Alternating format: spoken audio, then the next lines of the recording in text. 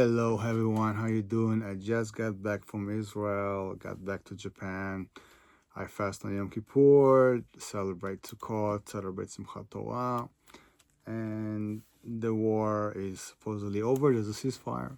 So I want to talk about something that some people they think it but they don't say it. Listen, I support Bibi Netanyahu 100%. All right, and I support him now during the war more than I support him before. I can tell you that I didn't support him most of his candidacy ever since in 1996 until 1999, and then from 2009 to about 2020, I wasn't really completely with one, completely supporting him, even though I kind of like trusted him because I saw what's going on, and it's in the subconscious. You're just saying like the media is talking about him all the time. Smearing him. He's bad.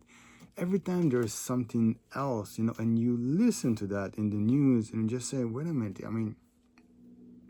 They say that he did this. Then they say that he did this. He moved to a new place and he took some things with him, and then they realized that there was nothing about it. Then they blame his wife for paying too much for ice cream or pistachio or something like this, and then they blame him, for the flights thing, and then this also went canceled. So basically, you see how the media make a big deal of some sort of accusation against him, and after a year or two, it turned out to be completely blown out of proportion. So some people they really swallow and they really eat that all that stuff, and so they have it. Oh, he's guilty in this, he's guilty in that, he's guilty in this, and so they really hate him. But other people, they see how he preserve his stand, his strong stance against the media. Listen, the media every day, not just during the war, before that, and even before the reform and whatever. Every day the media is talking nasty about him. So for the regular Israeli, there's a subconscious feeling that it doesn't make sense, that he's guilty in all those stuff. Also, it doesn't make sense that he's still standing strong after he's being accused of, yelled at, cursed. He still stands strong, and he's so cool. So when you do all the sum of that, you really support him. You don't support him because you like him. You support him because you say, wow, he's really strong. I want such a strong leader. Now, as regard to his opinion, look, I'm against a Palestinian state. I know for a fact that he prevented the establishment of a Palestinian state every single second that he was in power, and that he's in power. More than that, the economy. I know how Israel was before Netanyahu, and I know how it become.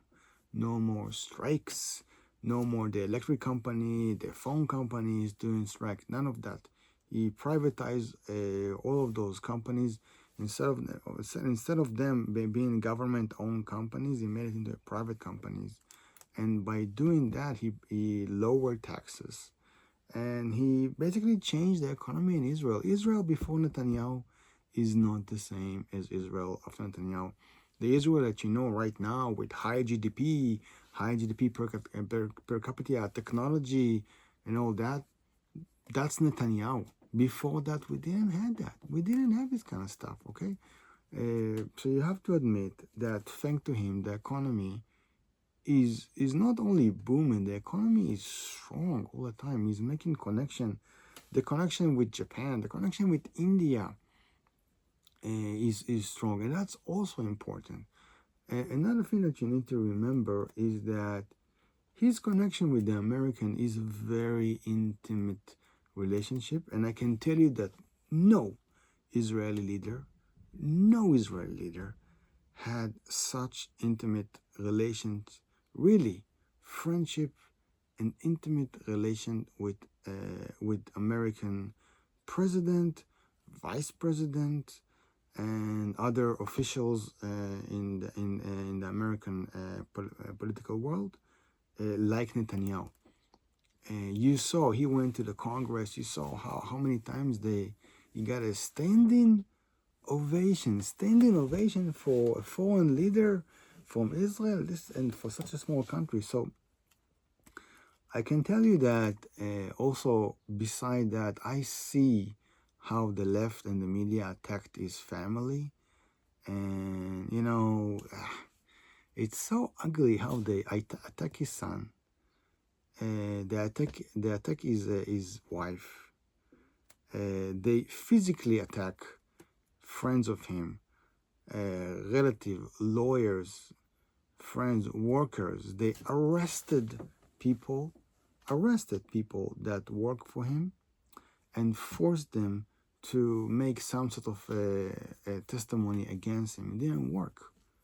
They hacked phones of people that work with him in order to scare them to testify against him, and then end up nothing. And by the way, look at the trial against him. Do you know what the trial is against Netanyahu? Corruption. Basically, okay, I will sum it like this. It's very simple. He is actually accused for refusing to accept bribe. Okay? He was offered bribe, and it was recorded. He was offered bribe by Walla and by some other companies. He was actually offered bribe, and he refused that. Right? He's accused of accepting bribe and refusing bribe. Can you believe that? Supposedly the accusation was, this is the main accusation. This is the main accusation against Netanyahu. And this is basically what this trial really stands on. And that is that supposedly the news website Walla, which is one of the most important news websites in Israel for the last 20 years, supposedly it gave Netanyahu positive cover, which it never did. Walla is a left-wing website. It never even once gave any kind of positive depiction to Netanyahu. But according to the accusation, he listen to that. He was offered by them to get positive depiction, and he refused that. So he's accused. So anyhow, he's accused for having the conversation. He's accused on that. That's basically what the trial is all about. Everything else, the submarines, the appointment of people that he knows, getting cigars, all this is gone.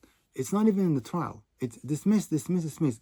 All the accusation that he helped some American millionaire that is supported to get some sort of benefits, all of it is gone. It's dismissed. It's not even in the trial. Basically, the trial is about Walla thing, and it's nothing. It's nothing. It's not gonna work. So, if you think that he has an interest to continue the war because he's afraid that he's gonna be found guilty, he's not, because he won't be found guilty.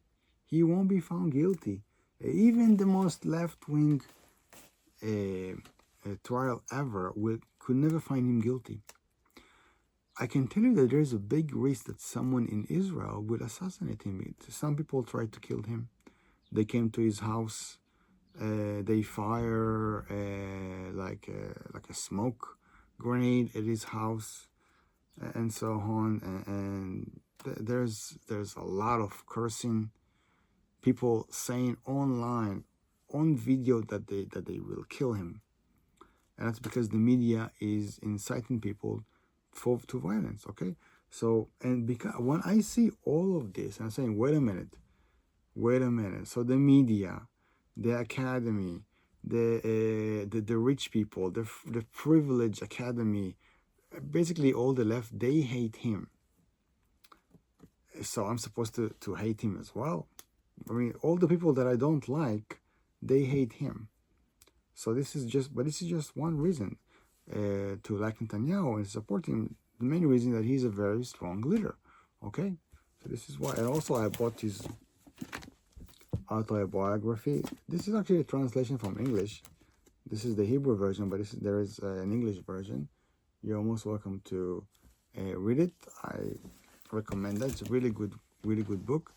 And I support Netanyahu, and I wish him, by the way, today is his birthday. I wish him a happy birthday and Mazal Tov, and I wish him very, very long life. And I love you, Netanyahu. I love you, Bibi. Okay. By the way, Bibi is his childhood name. It's not a nickname. It's his childhood name. Okay. All right. So you can call him Bibi. It's not a disrespect. That's the way his family call him. All right. So I love you, Bibi. I love Israel. I love the world. Okay. Bye, guys.